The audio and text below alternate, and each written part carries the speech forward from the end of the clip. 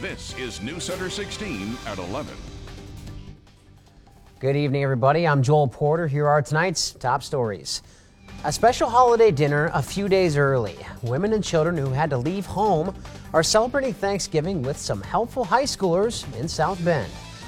President-elect Donald Trump says it's unacceptable how running mate Mike Pence was treated at a Broadway show, but Governor Pence says there's nothing to forgive. Plus, a weekend shopping frenzy. Families had their lists in hand as they load up their carts with some Turkey Day essentials. Friends and family of a 13-year-old girl are relieved that she was found safe after she recently went missing near Fort Wayne. Fort Wayne police canceled the Amber Alert for the girl on Sunday afternoon. They tweeted that she was found unharmed.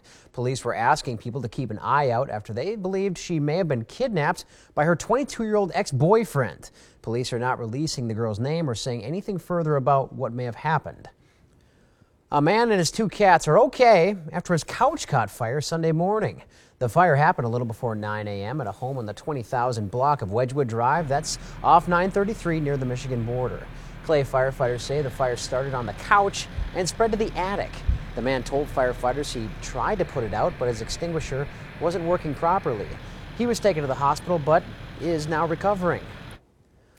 An Elkhart man who's fighting deportation to Colombia will get to enjoy Thanksgiving with his family. As we previously told you on News Center 16, Armando Paez was told to bring a one-way ticket to his home country to a November hearing with Immigration and Customs in Chicago. That hearing has now been moved to December 8th. Supporters of Paez have gathered nearly 10,000 signatures in an online petition that's urging the Department of Homeland Security to let Paez stay in America. A number of women and kids in South Bend got to celebrate their Thanksgiving just a few days early, thanks to some helpful students from John Adams High School. News Center 16's Jen Cardone was there for the big meal today. So Jen, what makes this act of kindness so special? Well, Joel, it's special because this meal helps feed people who are victims of domestic violence. The students are part of the John Adams Volunteer Association, or JAVA. They raise money all throughout the year to bring smiles to the women and children's faces who stay on the YWCA's domestic violence shelter. Perfect, thank you. This is Linda. She's been at the YWCA in South Bend for more than a year. I love, and they were laughing because I'm a good eater. Linda was such a sweet lady. You could really tell that everyone there was so grateful for what the kids did for them. And of course, the food certainly looked good. They did a great job making all that. Hungry. Yeah, that turkey looked great. Well, how much money were the students looking to raise to help put on the dinner like this? Well, Joel, the students advisor, Mark Wilson, says they raised about $850 to $900 to put on this event from start to finish. And a great day for all. Thank you so much, Jen. Well, it's another night we are having to not just turn up the oven, but turn up the thermostat. Cindy Clausen tells us if it'll be another frosty night in the first word. Cindy? Yeah, it's going to be chilly, but you know, it's been kind of a culture shock going from such warmth to much colder weather, kind of more seasonable weather, if you will. But I'll have the rest of your Storm Team 16 forecast, looking at that Thanksgiving travel forecast in just a few minutes. Joel? News Center 16, your home for Notre Dame football.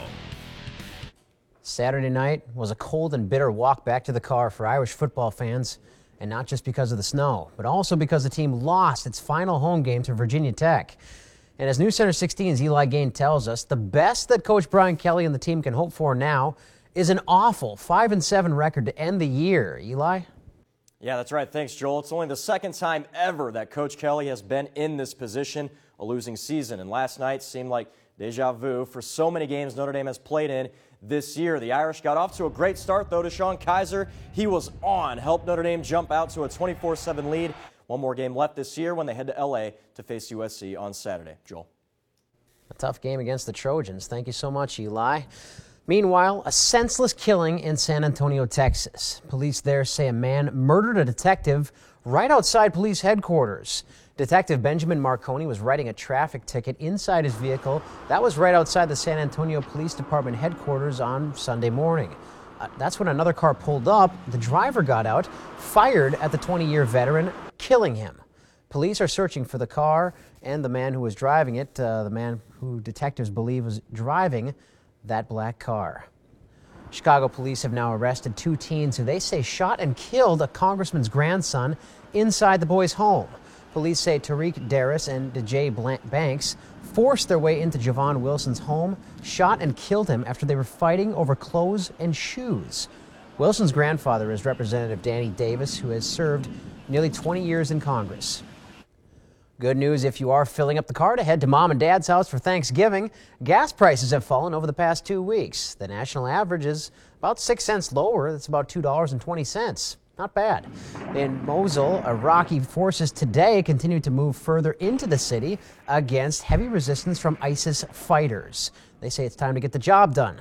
Air attacks are fewer and far between from coalition forces since troops are now in dense urban areas. Tight quarters. Iraqi soldiers are many people's only hope for relief since there are no hospitals in the city center. After his night on Broadway was met with some boos and a bit of a lecture, soon-to-be Vice President Mike Pence says it's no big deal. Pence is leading President-elect Donald Trump's transition team to help choose his cabinet members for the next 4 years. But Donald Trump said on social media that the cast of the play Hamilton owes Pence an apology for singling him out during the curtain call of Friday night's performance. Pence, who was on his way out of the theater when an actor read the statement, says he wasn't offended. When we arrived, we heard a few boos and we heard some cheers, and I nudged my kids and reminded them that's what freedom sounds like. Mr. Trump's interviews will continue for the next 2 days in New York City. His staff announced that his wife Melania and son Barron won't be moving into the White House when he takes the oath in January, but will stay in New York until the 10-year-old finishes the school year. After a cold and snowy weekend, we're hoping things warm up just a bit for that short work week. Cindy shows us how nice the holiday will be in the full forecast. Plus, if you still haven't picked up your frozen turkey, we have some advice to help you out as you prepare the big feast.